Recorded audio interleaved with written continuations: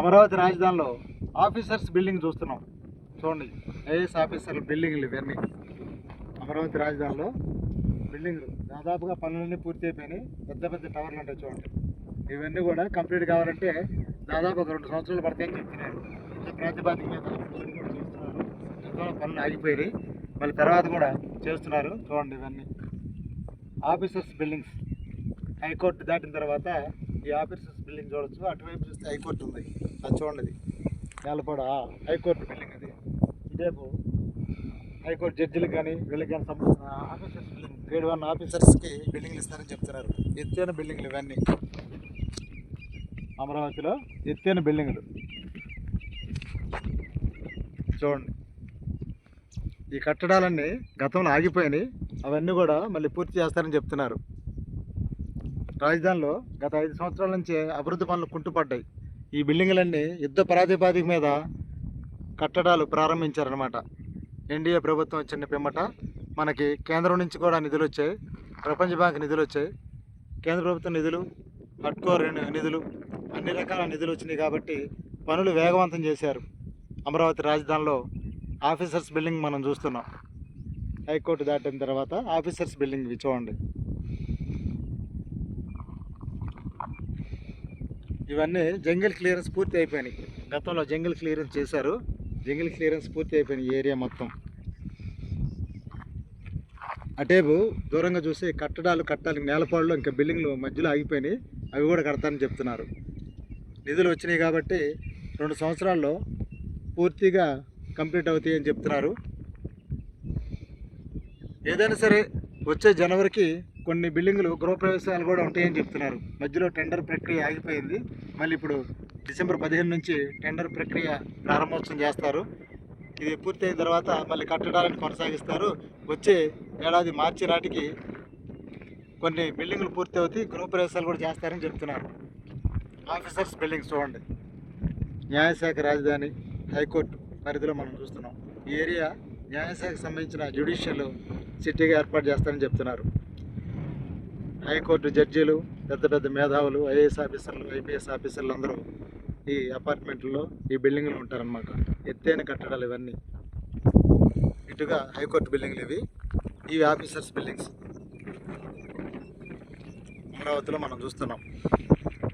గతంలో ఆగిపోయినాయి, ఇవన్నీ జంగిల్ క్లియరెన్స్ చేశారు. పూర్తయిన తర్వాత అవి కూడా మొన్న ఒక 5 సంవత్సరాల నుంచి పనులు నిలిచిపోయాయి అన్నమాట. ఆ బిల్డింగ్లు దూరంగా చూస్తున్నారు కదా, అవన్నీ నిలిచిపోయినాయి, అవి కూడా కడతారని చెప్తున్నారు. యుద్ధ ప్రాతిపాదిక మీద ఈ బిల్డింగ్లన్నీ కడుతున్నారు. ఇవన్నీ కడితే కానీ అమరావతి ఒక లుక్ వస్తుందన్నమాట. పూర్తిగా అమరావతి మనకు కరెక్ట్ కనపడుతుంది. చంద్రబాబు గారి ఆలోచన విధానానికి నూతన రాజధాని అమరావతి అనేది ఈ బిల్డింగ్లు తయారైతే కానీ మనకు అర్థమవుతుందన్నమాట. ఇప్పుడు కట్టుబడి దశలో ఉంది కాబట్టి మనకు స్పష్టత రావట్లా. బిల్డింగ్లన్నీ పూర్తి అయిన తర్వాత, గృహప్రవేశాలు జరిగిన తర్వాత, ఈ రోడ్లన్నీ వేసిన తర్వాత, నీటి సదుపాయం వచ్చిన తర్వాత ఒక స్పష్టత వస్తుందన్నమాట. ఈ ఏరియాలో నీటి సదుపాయం కూడా ఏర్పాటు చేస్తారని చెప్తున్నారు. సగంలో ఆగిపోయిన బిల్డింగ్లన్నీ వాటిలో గృహప్రవేశాలు చేస్తారని చెప్తున్నారు.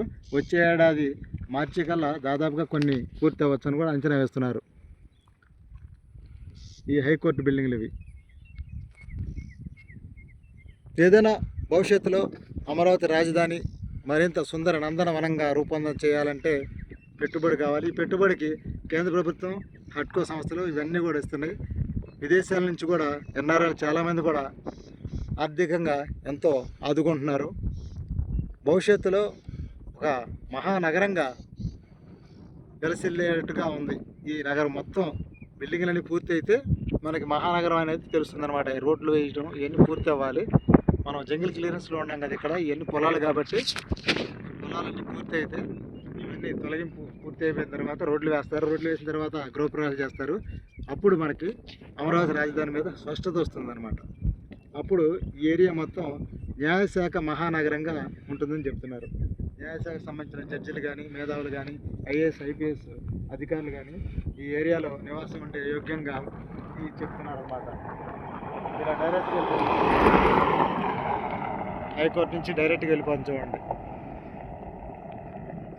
ఈ విధంగా అట్లా వెళ్ళిపోతారనమాట. ఇట్లా ఈ రోడ్డు వెడల్పు ఉంది చూసారా, ఈ ఇట్లా రోడ్లు వెడల్పు చేసినప్పుడు మనకి ట్రాఫిక్ అంతరాయం కలగకుండా ఉంటుంది. మనం అనుకున్నట్లుగా అభివృద్ధి జరుగుతుందన్నమాట. అభివృద్ధికి ప్రధాన కారణం ఏంటంటే నిధుల సమస్య క్లియర్ అయిపోయింది. కేంద్రం నుంచి నిధులు వస్తున్నాయి, ఎక్కువ రుణాలు కూడా వస్తున్నాయి. కాబట్టి అమరావతి త్వరితగతిన అభివృద్ధి చెందేందుకు అవకాశాలు ఉన్నాయని ఇక్కడ చాలామంది రైతులు కూడా చెప్తున్నారు. ఈ బిల్డింగ్లన్నీ పూర్తి అయినట్లయితే ఏరియా మొత్తం జ్యుడిషియల్ న్యాయశాఖ రాజధాని అమరావతి మహానగరంగా రూపొందన జరుగుతుందని చెప్తున్నారు. కేంద్రం నుంచి కూడా ఆంధ్రప్రదేశ్ ముఖ్య నగరం అమరావతి అని గెజెట్ కూడా త్వరలో ఏర్పాటు చేస్తారని చెప్తున్నారు. గెజెట్ వచ్చినట్లయితే ఈ అమరావతిని మార్చే అవకాశం కూడా ఉండదు. భవిష్యత్తులో ఏ ప్రభుత్వం వచ్చినా, చంద్రబాబు గారు ఉన్నా, మరి ఎవరు వచ్చినా సరే అమరావతిగానే ఉంటుంది. ఆంధ్రప్రదేశ్ రాజధాని, నూతన రాజధాని అమరావతి అనే గెజెట్ కూడా త్వరలో వస్తుందని మున్సిపల్ శాఖ మంత్రి నారాయణ గారు చెప్తున్నారు. ఈ గెజెట్ లేకపోవటం వల్లే గతంలో 3 రాజధానులని జగన్ గారు కొన్ని ఏర్పాట్లు చేశారు.